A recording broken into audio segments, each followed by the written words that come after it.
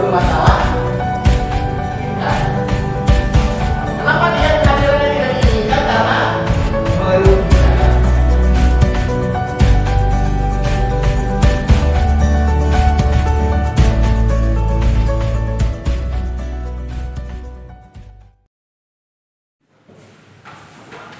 Assalamualaikum warahmatullahi wabarakatuh. Selamat pagi semuanya. Apa kabarnya? Sehat? Baik. Kita akan melanjutkan pembelajaran yang kemarin sudah kita sampaikan ya sekilas. Kita tulis dulu ya, kita biar tidak tahu. Takutnya nanti pelajar tapi lupa tanggal ya. Hari ini tanggal 10 ya, 10 November ini bertepatan dengan Hari Pahlawan ya. Semoga anak-anak sekalian bisa melekat jiwa kepahlawanannya ya, sehingga tidak ada kata lelah dalam belajar. Baik, kita akan membahas tentang permasalahan sosial.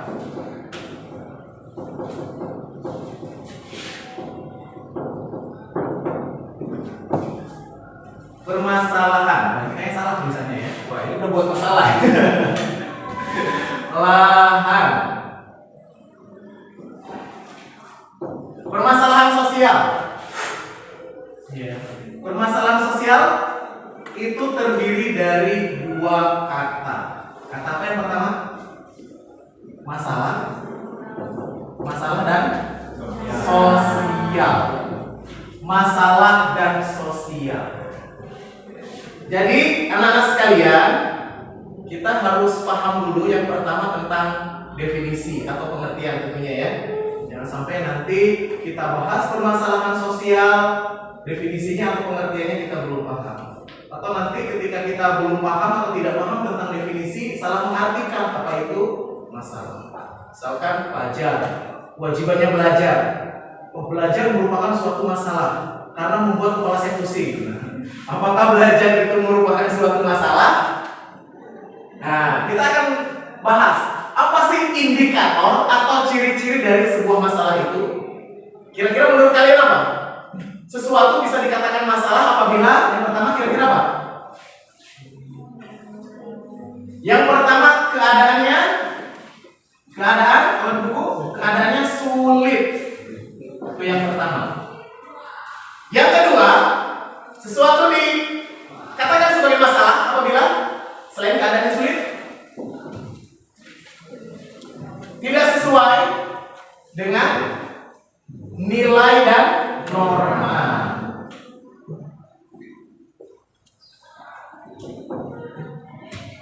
Nilai dan norma. Yang ketiga, apa kira-kira? Keadaannya sulit, tidak sesuai dengan nilai dan norma. Yang ketiga, keberadaannya atau kehadirannya tidak diinginkan. Seperti kalian kayaknya. Kehadirannya tidak diinginkan. Nah, yang keempat, masalah itu cenderung merugikan. Kenapa dia kehadirannya tidak diinginkan? Karena merugikan. Nah, ini yang diantaranya indikator apa itu yang disebut dengan masalah. Keadaannya sulit, tidak sesuai dengan nilai dan norma, ya, atau aturan yang ada, ya. Terus juga kehadirannya tidak diinginkan dan merugikan. Tadi kalau kita mengacu kepada belajar yang membuat kepala kalian pusing, nah itu bukan suatu masalah, itu suatu tantangan.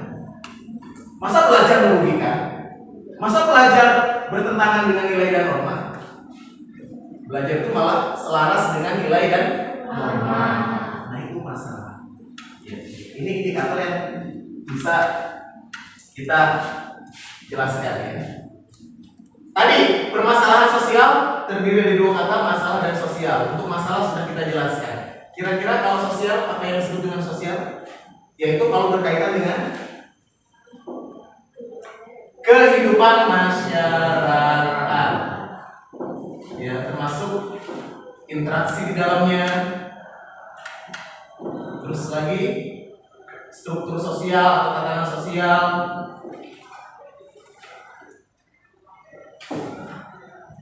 Ya. Nah ini ya, jadi permasalahan sosial.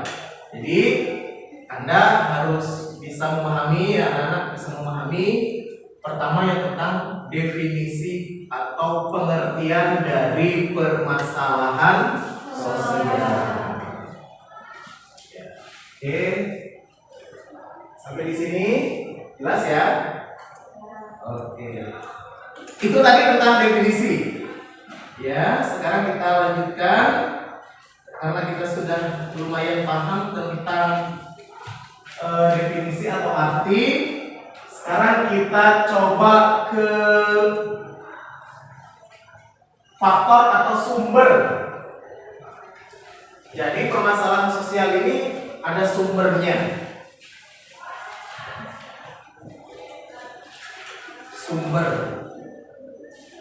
permasalahan. Nah, ini mohon maaf tulisannya ya, tulisan dokter. Jadi cita-cita dokter tapi nggak jadi, ya beginilah tulisannya ya. Ya, anggap aja tulisannya bagus. Sumber permasalahan sosial. Kalau di buku kalian, ya ada ya. Pertama apa? Sumbernya ada yang biologis, psikologis, apalagi? Iya. Kita ekonomi dulu ya pertama. Ekonomi ya. Ekonomis ya, ekonomis atau ekonomi ya. Jadi sumber yang pertama yang bisa menimbulkan permasalahan sosial adalah ekonomi atau bidang ekonomi. Jadi karena ekonominya terbatas, ya, sehingga menimbulkan permasalahan sosial, kemiskinan. Kalau kalian pernah main ke kota, itu ada atau lihat di televisi atau mungkin di YouTube ya, di kota itu ada namanya slum area atau slum area permukiman umum. Itu gara-gara tingkat atau sumbernya gara-gara ekonomi. Itu kan menjadi permasalahan sosial. Ya, kemiskinan, terus tadi pemukiman umum. Ya, terus ketika dia tidak mampu untuk memenuhi kebutuhan sandang, pangan, sandang, papan itu, ya, akhirnya bisa menimbulkan kriminalitas, yaitu permasalahan sosial, kriminalitas. Sumbernya dari ekonomi. Ya. Maka untuk itu, gimana biar tidak terjadi permasalahan dari sumbernya ekonomi? Ya tentunya ekonominya diperbaiki. Kalau yang misalkan kita sulit untuk mendapatkan lapangan pekerjaan, ya seharusnya kita menciptakan lapangan pekerjaan. Ketika kita memang dituntut untuk mampu bersaing dengan misalkan orang-orang yang dari luar, karena kita ini sekarang sudah masuk eranya globalisasi, masuk ke perdagangan bebas, kita kenal dengan MEA, ya, masyarakat ekonomi Asia, terus juga MEE, masyarakat ekonomi Eropa. Ketika orang-orang yang dari luar masuk ke Indonesia, mayoritas dari luar negeri masuk ke Indonesia, kira-kira pekerjaannya apa? Banyak nggak orang luar masuk ke Indonesia kerjanya jadi pembantu, asisten rumah tangga? Banyak tidak? Tidak ya. Kebanyakan jadi direktur, manajer ya. Tetapi kalau orang Indonesia bekerja ke luar negeri, kebanyakan ya kita bisa bilang menjadi pegawai kasar ya. Seperti asisten rumah tangga, Yaitu kan kita dituntut untuk bisa bersaing. Ya, ini ya dalam bidang ekonomi. Nah, harapannya kalian yang mumpung masih muda, apalagi hari ini hari pahlawan, ya semangat juang dalam menuntut pendidikan, semangat juang dalam belajar, apalagi nanti untuk meningkatkan taraf ekonomi, ya silahkan. Ingat semangat juang yang tinggi. Ya, itu permasalahan sosial yang sumbernya dari ekonomi. Yang kedua dari biologis atau biologi. Biologis. Permasalahan yang dapat ditimbulkan dari biologis, ya. Ini contohnya permasalahan penyakit fisik. Misal, sekarang yang sedang masih mewabah virus corona. Ya mudah-mudahan virus corona ini musiman ya. Yang sering atau setiap tahun kita hadapi ketika musim penghujan, apa kira-kira? Penyakit apa? Flu. Selain flu yang diakibatkan oleh nyamuk, demam berdarah.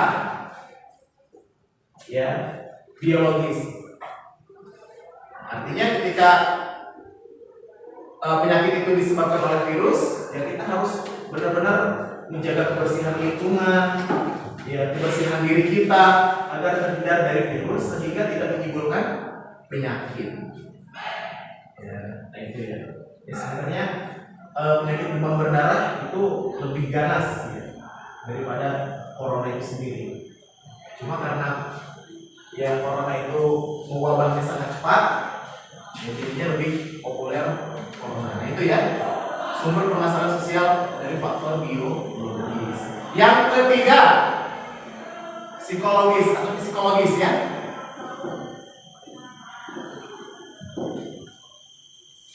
Apa ini psikologis?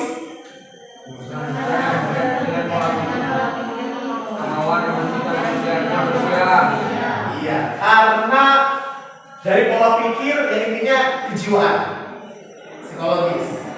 Ya misalkan orang-orang gila, ya, yang dia terganggu memang sarafnya sehingga bisa menjadi gila, ya, atau penyakit psikologis lainnya. Ya ini misalkan kenapa kok orang bisa kena penyakit psikologis ya? Ini kan tanda tanya ya. Karena memang orang itu dalam keinginannya itu sangat tinggi, tetapi tidak sesuai dengan kemampuan.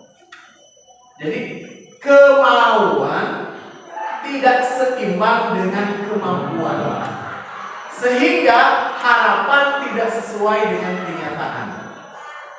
Akhirnya apa?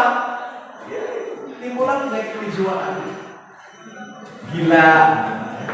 Ya memang sekitar dituntut. Kalau kata Bung Karno kan apa? Bermimpilah setinggi langit. Kalaupun kamu jatuh, kamu akan jatuh di antara bintang-bintang. Tapi ingat, tidak cukup hanya bermimpi, tetapi juga aksi untuk mencapai mimpi itu. Nah, kalau kemauan tidak dibarengi dengan kemampuan, ya tadi jatuhnya harapan tidak sesuai dengan kenyataan. Ya akhirnya stres, depresi. Pernah tidak dengar yang jadi nyalon kepala daerah terus nggak jadi gila gitu ya? Gitu. Kan iya, mungkin udah kadung malu, harta habis untuk kampanye, akhirnya psikologisnya terganggu, gila. Jadi ingat sekali lagi, kalau punya kemauan imbangi dengan kemampuan. Bisa ya? Itu psikologis. Yang keempat, sumber masalah sosial itu apa di bukunya? Kebudayaan.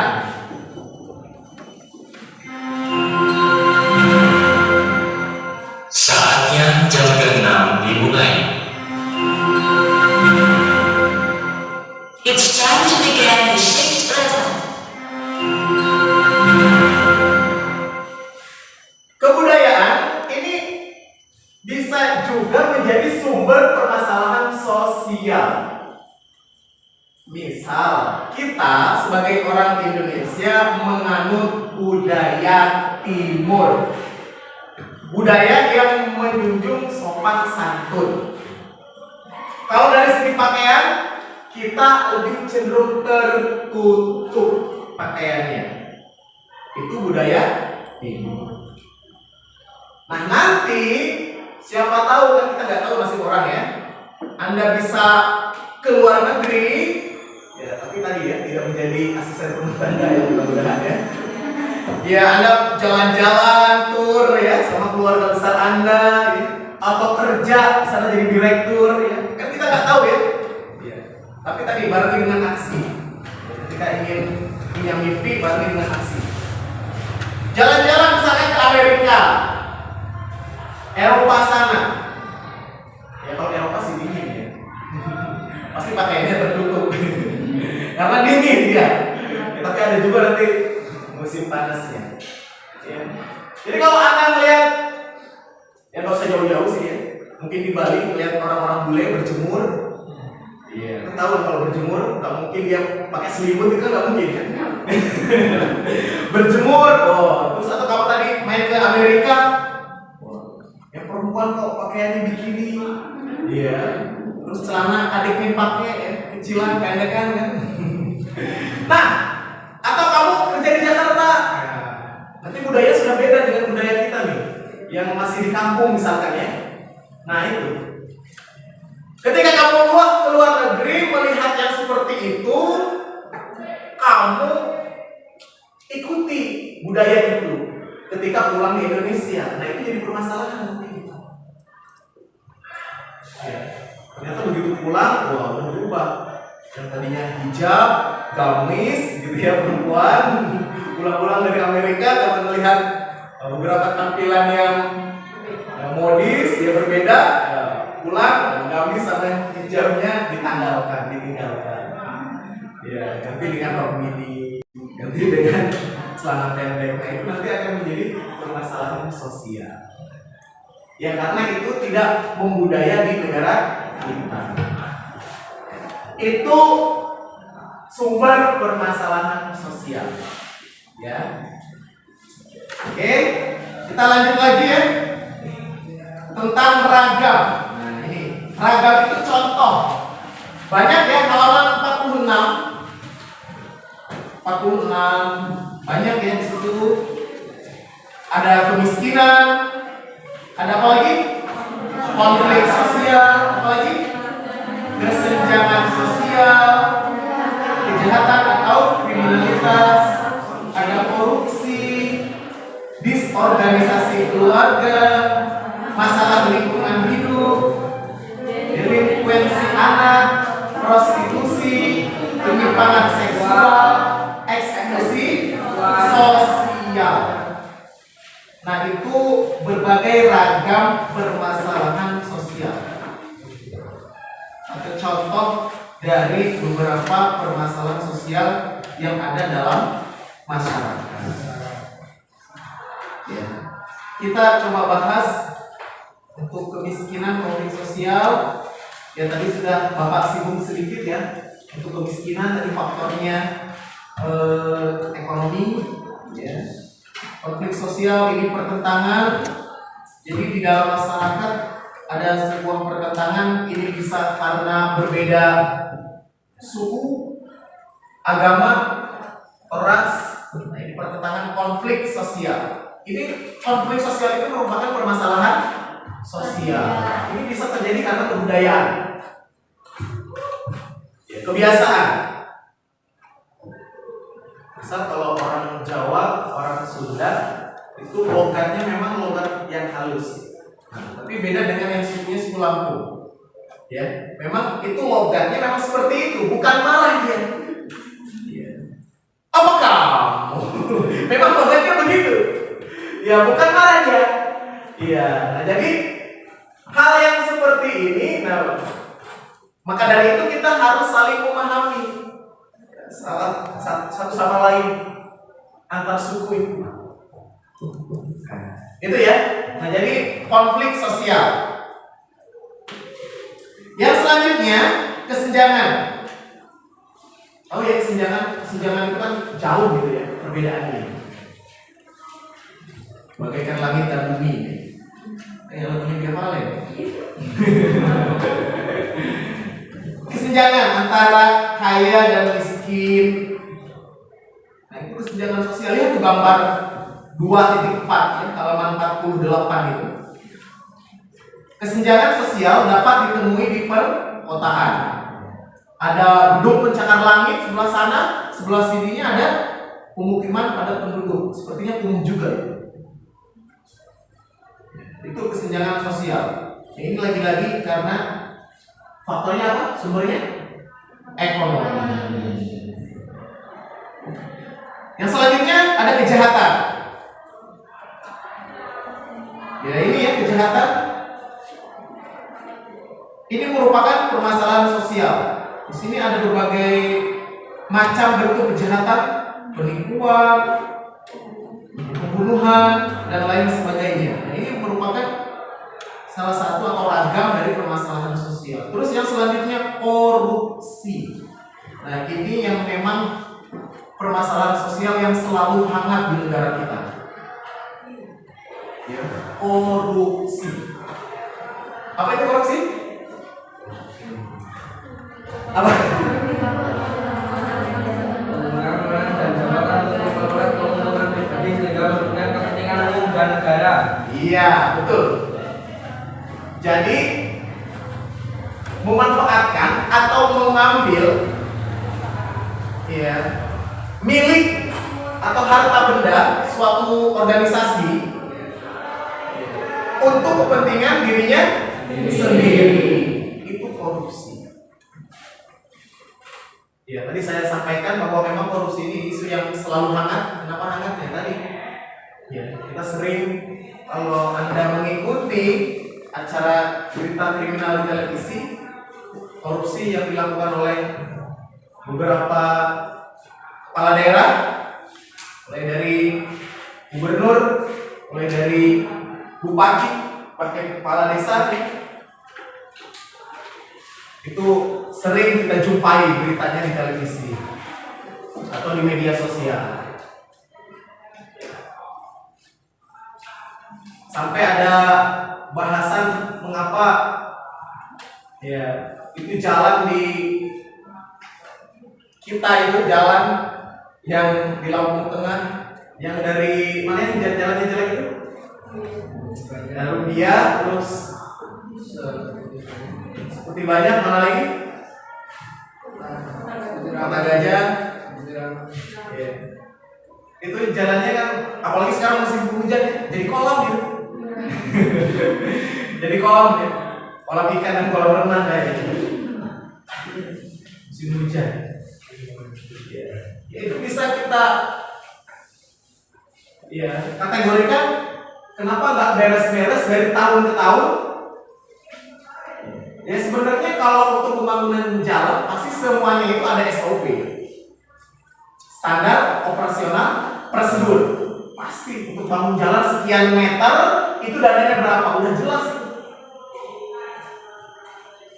Tapi ketika jalan sudah diselesaikan, jangankan 1 tahun 1 bulan jalan, jangankan 1 bulan 1 minggu jalan sudah kembali seperti sedia kala. Kenapa? Ya bisa jadi karena korupsi. Makanya tadi banyak kepala daerah yang tertangkap karena memang proyek infrastruktur pembangunan itu sangat besar sekali. Ya, sehingga ya tadi ya, lahan puk. Nah itu ada disorganisasi keluarga, ada masalah lingkungan hidup, ya. Ini masih banyak yang lainnya. Namun sebelum itu kita buka dulu sesi pertanyaan ya. Khawatirnya nanti keburu habis untuk waktunya. Nah nanti untuk ragam permasalahan sosial yang lain kita akan coba bahas di pertemuan yang akan datang ya, jika nanti ada kesempatan. Oke. Kira-kira sampai di sini dulu. Ada yang ingin ditanyakan? Silakan, boleh. Jangan malu-malu, nggak pakai paketan, nggak pakai pulsa, gratis nanyanya ya. Silakan tentang tadi definisi tentang sumber permasalahan sosial atau tadi beberapa ragam yang sudah kita bahas. Jika ada yang ingin dipertanyakan atau tidak bertanya tapi ada pernyataan juga boleh. Ya. Jadi bukan hanya pertanyaan tapi pernyataan. Boleh, silakan. Silakan. Helen, ada? Silakan. Belum ada? Cerita? Belum ada. Silakan yang lain. Yang laki-laki? Apa kita lanjut dulu? Lanjut dulu. Oke, kita lanjut dulu ya. Berarti kita lanjutkan tentang ragam permasalahan sosial. Disorganisasi keluarga. Ya, dis itu artinya dikeluarkan atau tidak ada. Jadi disorganisasi itu terdiri dari dua kata, dis dan organisasi. Disorganisasi itu maksudnya tidak teratur, tidak terorganisir. Jadi keluarga yang tidak terorganisir, nah itu merupakan permasalahan sosial. Makanya ada kekerasan dalam rumah tangga. Singkatannya apa? KDRT. Ya, ingat ya, kekerasan dalam rumah tangga. Jadi bisa dilaporkan kalau rumah tangga ya. Kalau tidak atau belum berumah tangga, walaupun menjalin hubungan tidak bisa disebut KDRT. Ya, KDP kekerasan dalam pacaran nggak ada. Lapor ke pihak berwajib. Lapor Pak, saya mengalami KDP, apa kekerasan dalam pacaran? Ya. Kekerasan dalam rumah tangga. Nah ini merupakan salah satu dari ragam permasalahan sosial yang harusnya keluarga itu memberikan afeksi. Apa itu afeksi? Memberikan Kasih sayang, ya biologis, ya melanjutkan keturunan. Terus ada fungsi sosialisasi. Apa itu fungsinya di situ? Sosialisasi? membentuk kepribadian, dan mengajarkan nilai dan norma. Nah itu keluarga. Sebenarnya pendidikan yang pertama dan utama adalah keluarga. Saya ulangi, pendidikan pertama dan yang utama itu adalah keluarga, bukan sekolah. Keluarga dan keluarga itu yang memang ya seharusnya tadi ya, membentuk kepribadian, menanamkan nilai dan norma. Ya, ketika saya kuliah itu ada makul. Tahu makul? Mata kuliah. Kalau kalian kan mapel, mata pelajaran. Itu ada makul, nama makulnya, mata kuliahnya sosiologi keluarga. Nah ini lumayan dalam ya bahasanya. Kita bahas sekilas saja. Jadi sosiologi keluarga. Jadi pendidikan tadi yang pertama dan utama itu di keluarga. Misal ada namanya pendidikan pranatal education. Nah ini dalam keluarga. Jadi pendidikan itu ternyata bisa kita mulai. Tahu pranatal education nggak? Pra itu, pra artinya ada pra, ada pasca. Kalau pra itu sebelum, kalau pasca sesudah. Pra. Natal atau Natal? Kalau di geografi ada natalitas, ada mortalitas. Gak tahu juga. Natalitas itu kelahiran, mortalitas itu kematian. Jadi ada prenatal education, jadi pendidikan sebelum melahirkan. Kok bisa Pak? Masa bayi dalam kandungan masih bebas jadi penyi bisa dia belajar sosiologi Pak? Bukan ya. Maksudnya begini, Kok ada pendidikan sebelum melahirkan? Contoh, orang tua, nggak tahu kalau orang tua zaman sekarang, kalau orang tua zaman dulu, kalau melihat sesuatu ketika dia lagi hamil, bumil, ketika melihat sesuatu, apa yang langsung spontan dia ucapkan? Yang sesuatu yang jelek-jelek? Amin amin jawaban bayi. Misalkan melihat dirimu gitu ya. Nah, sambil ngelus-ngelus, amin amin jawaban bayi gitu ya. Iya. Karena memang ternyata seorang ibu yang sedang hamil itu ya tidak diperkenankan atau tidak diperbolehkan melihat sesuatu yang buruk. Itu orang tua zaman dulu itu bagus deh. Yang buruk-buruk itu jangan. Bahkan bukan hanya yang dilihat, apa yang dimakan, betul kan? Iya. Ya, ibu hamil gitu ya. Wah, makanannya nggak karu-karuan ya. Wah, minumnya tiap hari boba. Iya, terus makanannya apa gitu ya? Iya, wah, ya dia makan sembarang, makan jengkol, makan jali, makan pete, wah. Akhirnya bayinya begitu lahir langsung bau badannya. Nggak wangi kan biasanya kan kalau bayi itu begitu lahir akan sehat bayi kan wangi ya. Nah, makanya kalau anak kecil mungkin kamu senang nyiumin anak kecil ya. Ya karena masih wangi. Belum punya dosa. Beda sama kita ya, udah punya dosa. Bau. Nah itu prenatal education. Jadi sebelum melahirkan itu kan pendidikannya. Nggak boleh melihat terus makan yang asal-asalan. Terus juga perasaannya harus dijaga, nggak boleh sedih.